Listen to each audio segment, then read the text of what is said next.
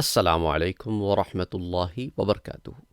رمضان المبارک کے روزوں سے متعلق اور رمضان المبارک کے اس بابرکت مہینے کے فضائل سے متعلق آپ سے ایک روایت شیئر کرنا چاہتا ہوں۔ حضرت ابو ہریرہ رضی اللہ تعالی عنہ اس کو روایت کرتے ہیں کہ حضور اکرم صلی اللہ علیہ وآلہ وسلم نے ارشاد فرمایا، الصیام جنتن۔ کل بھی میں نے آپ کو یہ بتایا تھا کہ جنہ ڈھال کو کہتے ہیں، شیلڈ کو کہتے ہیں، شاید پرسوں بتایا ہوگا۔ حضور نے سیام کو یعنی کہ روزے کو ڈھال کہا ہے، کیونکہ یہ گناہوں سے انسان کو روکتی ہے اور انسان کی جو خواہشات چلتی ہیں اس میں ایک صبر کا دامن جو ہے انسان کو پکڑواتی ہے اور باہر سے آنے والی شیطانی قوتوں کو بھی روکتی ہے۔ تو انسان کو وقت ملتا ہے کہ وہ اچھائی کے راستے کی طرف گامزن ہو، اپنے نفس کو کنٹرول میں رکھے اور بڑا ایزیلی آئیڈینٹیفائی کر پائے کہ یہ جو معاملات میں باقی سال کرتا آیا ہوں، اس میں کتنا عمل دخل شیطان کا اور کتنا عمل دخل میرا اپنا ہے، اور باہر سے آنے والے وساوس جو ہیں یا قرین کی جو باتیں ہیں ان کو میں فلٹر کر سکوں کہ کیا قرین کی باتیں ہیں، کیونکہ اب قرین ہی میرے ساتھ جڑا ہوا ہے، باقی جو مضبوط شیاطین ہیں وہ تو روک دیے گئے ہیں۔ تو اب میرا نفس ہے اور میرا قرین ہے، بس ان کا انفلوئنس ہے، تو اب چیزیں بڑی فلٹر آؤٹ ہو جاتی ہیں کہ آنے والے دنوں میں کون سے معاملات میرے اپنے ہیں کہ میں خود اتنا کرپٹ ہو گیا ہوں کہ میں یہ معاملے کر رہا ہوں، اور پھر ان پہ کانسنٹریٹ کر کے رمضان المبارک کے بعد بھی یہ مشق رکھی جائے کہ ارے میں نے یہ نہیں کرنا، ارے یہ میں نے نہیں کرنا۔ ہمارے ہاں لوگوں سے اکثر یہی سنا جاتا ہے کہ یار رمضان کے بعد دوپہر میں کھانے کے لیے ہاتھ بڑھاتا ہوں تو دل میں ایک خیال آتا ہے کہ ارے روزہ تو نہیں ہے کہیں، اور ہاتھ روک لیتا ہوں، پھر سوچتا ہوں کہ رمضان المبارک کا بابرکت مہینہ تو ختم ہو گیا ہے، چلو اب کھا لیتے ہیں۔ لیکن کیا یہی معاملہ گناہوں میں بھی ہوتا ہے؟ بھئی رمضان المبارک میں بہت سارے ایسی چیزیں جو میں نے چھوڑ دی ہیں، رمضان کے بعد انہیں کرنے میں بھی ہچکچاہٹ ہوتی ہے یا پھر میں تو خوشی خوشی پہنچ جاتا ہوں۔ جیسے ہمارے ہاں لوگ رمضان المبارک کے بعد عید کے دن مووی کی ٹکٹیں خرید کر موویاں دیکھنے جاتے ہیں، فرسٹ شو۔ بعض موویاں ریلیز ہوتی ہیں عید کے دن، اور ایک پوری جنریشن اور جنریشن آفٹر جنریشن یہ کرتی رہی ہے۔ عید کے دن ناچ گانے کے پروگرام، کانسرٹس، خوشی کا کیا پیمانہ ہے ہمارے ہاں، ٹی ویز اٹھا کے دیکھ لیں کہ عورت اور مرد خلط ملط، اور میوزک ہے اور ناچ ہے اور گانا ہے، اور یوں خوشی منائی جا رہی ہے۔ اور عوام کا بھی یہی رجحان ہے۔ یہ جو ٹی ویز پر ہوتا ہے یہ کوئی باہر سے اتر کے آئی ہوئی مخلوق نہیں ہے، یہ ہمارے ہی معاشرے کے لوگ ہیں، اور یہ عکاسی کرتے ہیں ان چیزوں کی جن پہ معاشرہ چلنے کی کوشش کر رہا ہے۔ انا للہ و انا الیہ راجعون۔ تو یہ سارے معاملات دیکھنے ہیں، یہ جو ڈھال اللہ نے دی ہے، اس ڈھال کا ہم نے کتنا فائدہ اٹھایا ہے۔ اس لیے فرمایا الصیام جنۃ وحصن حصین من النار۔ یہ حصن کہتے ہیں قلعے کو۔ تو کیا فرمایا حضور صلی اللہ علیہ وسلم نے کہ دوزخ کی آگ سے بچاؤ کے لیے محفوظ قلعہ ہے، محفوظ قلعہ ہے۔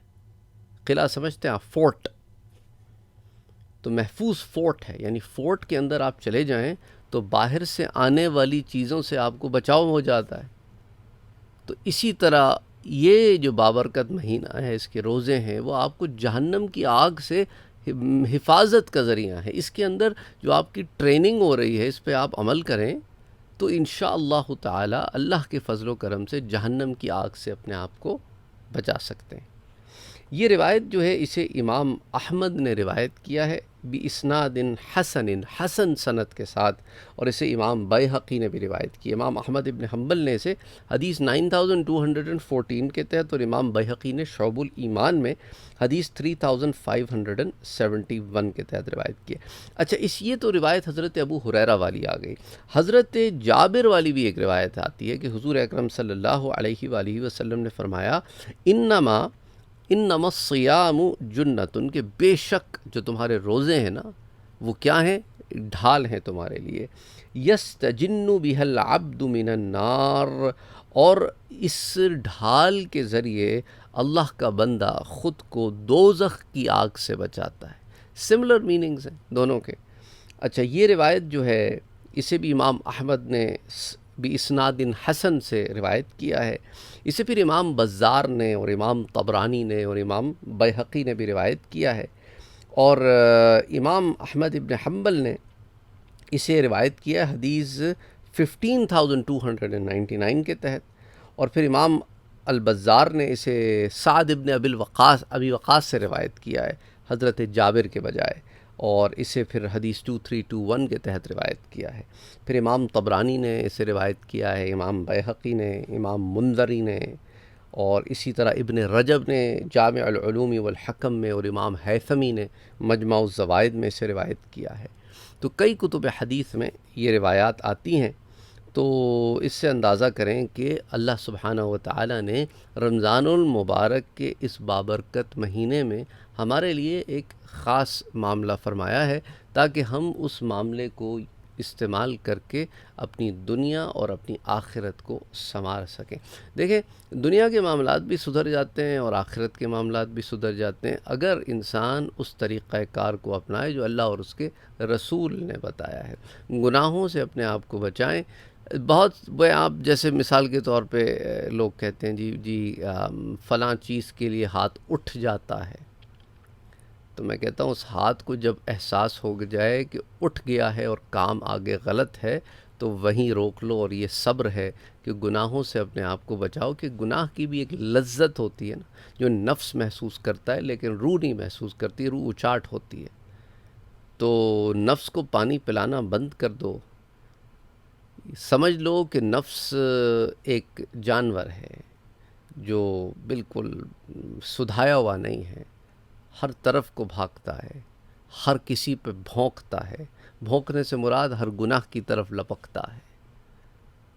تو اس کو روکو، اس کو لگام دو، اس کو باندھ کے رکھو، اس سرکش گھوڑے کو، اس پاگل کتے کو، اس کو باندھ کے رکھو تاکہ یہ ہر سمت نہ بھاگتا دوڑتا پھرے، آنے جانے والوں کو تکلیف نہ پہنچائے۔ یہ جو راستوں میں بیٹھ کے سیٹیاں بجاتے ہیں، کمر کے پاس پستول باندھ کے لوگوں کے موبائل چھینتے ہیں، لوگوں کو ہراساں کرتے ہیں، فساد فی الارض کرتے ہیں، یہ دہشت گردی جو پھیلاتے ہیں، یہ دہشت گردی ہے نا کہ آپ نے دہشت پھیلائی ہوئی ہے۔ خواتین دہشت زدہ ہیں کہ لوگ انہیں چھیڑیں گے، تنگ کریں گے، ان کی عزت کی حفاظت مشکل ہوتی جاتی ہے۔ اسی طرح وہ درندے جو اب دن دہاڑے بھی نکلتے ہیں اور راتوں کو بھی، اور لوگوں کے اندر ہراس پھیلاتے ہیں، لوگوں کی چیزیں چھینتے ہیں، لوگوں کو لوٹتے ہیں، ان کو مارتے ہیں، تو ایسے دہشت گرد جو ہیں ان کے نفس بھی پھر اس پاگل کتے کی طرح ہیں جسے لگام کوئی نہیں ہے، جسے چین نہیں پڑی ہوئی۔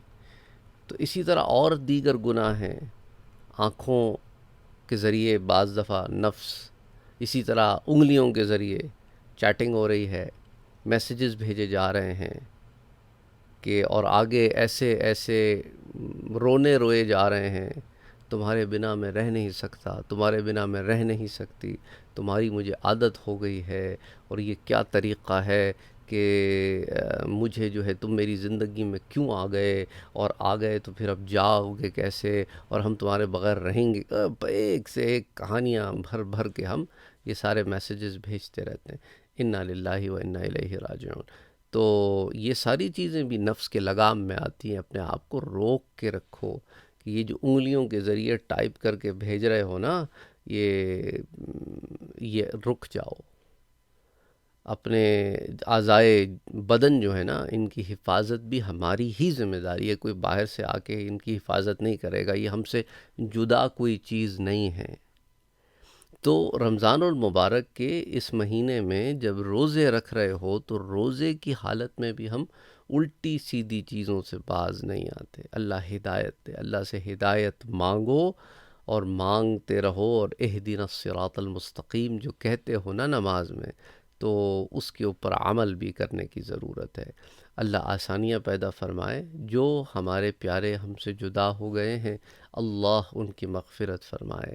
اور یہ بھی ایک بہت بڑا ہمارے لیے سمجھے نا آئی اوپننگ چیز ہے کہ ایک ہنستا بستا شخص یوں چلا گیا۔ اب کسی نے سوال یہ بھی بھیجا کہ سر بالکل تندرست اور پھر اگلے دن یا واٹ ایور وہ پھر دنیا میں نہیں رہے، اس میں اللہ کی کیا حکمت ہوگی؟